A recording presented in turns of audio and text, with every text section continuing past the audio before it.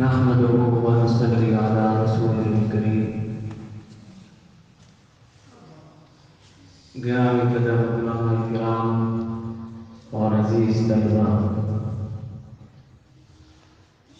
اذان اور اقامت کے تعلق سے تمہیدی کلمات میں حضرت مفتی صاحب نے بہت جامع اور معنی گفتگو فرمائی، طبیعت خوش ہو گئی احادیث کی روشنی۔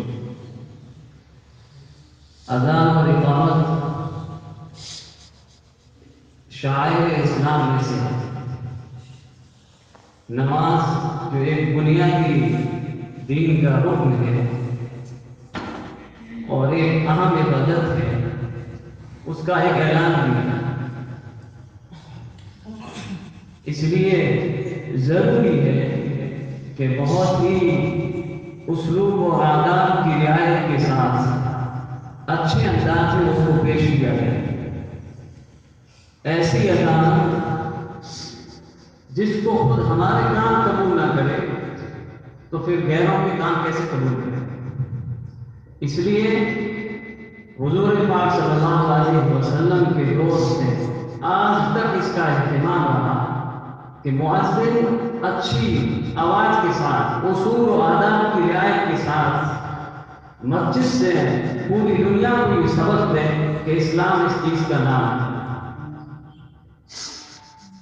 حضرت استاد محترم کی زبان سے یہ سنا، فلاح دارین در کے سر سورت ضلع میں ہے، وہاں محدث کبیر حضرت مولانا فخر الدین صاحب رحمت اللہ علیہ دارالدیوبند کے شیخ الحدیث تھے اور فلاح دارین بخاری شریف کی ابتداء کے لیے وہاں تشریف لائے تھے۔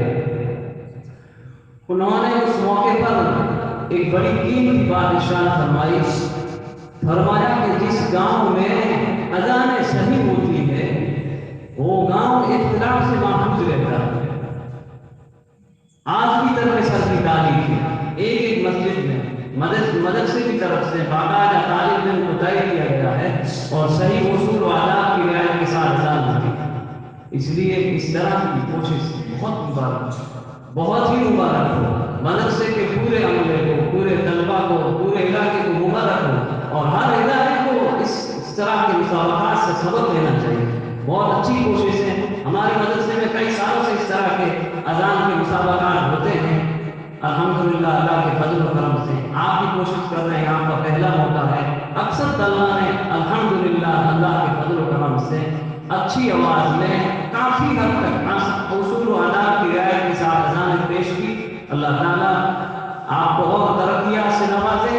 اور خصوصی بات یہ ہے کہ ہندوستان کے دیگر خطوں پر اور خاص طور سے راجستھان کے اس علاقے کو دیگر راجستھان کے دوسرے علاقوں پر ایک اللہ تعالیٰ نے فوقیت عطا فرمائی ہے اور ایک خصوصی نعمت عطا فرمائی ہے، وہ یہ ہے حسن صوت۔ حسن صوت ایک پسندیدہ چیز۔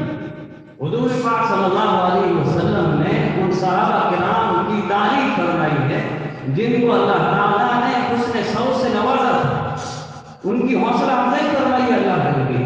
اس لیے بہت بڑی نعمت ہے عزیز طلباء کہ اس کی قدر کیجیے اور اس میں آپ لگے رہیے۔ ترقی کی کوئی حد نہیں ہوا کرتی، آدمی محنت کرتے کرتے کہاں پہنچتے ہیں، ہمارے اکابر کے حالات ہمارے سامنے ہیں۔ اس لیے بڑی نعمت اللہ پاک نے ہم سب کو عطا فرمائی ہے، اس کی قدر کریں اور آگے بڑھنے کی کوشش کریں۔ اللہ تعالیٰ ہم سب کو جو ہے اس پر آگے جو ہے شکر کرنے کی توفیق عطا فرمائے اور آگے محنت کی توفیق عطا فرمائے۔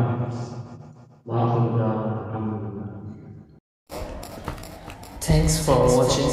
Don't forget to like, comment, share and subscribe to Al Wahid channel.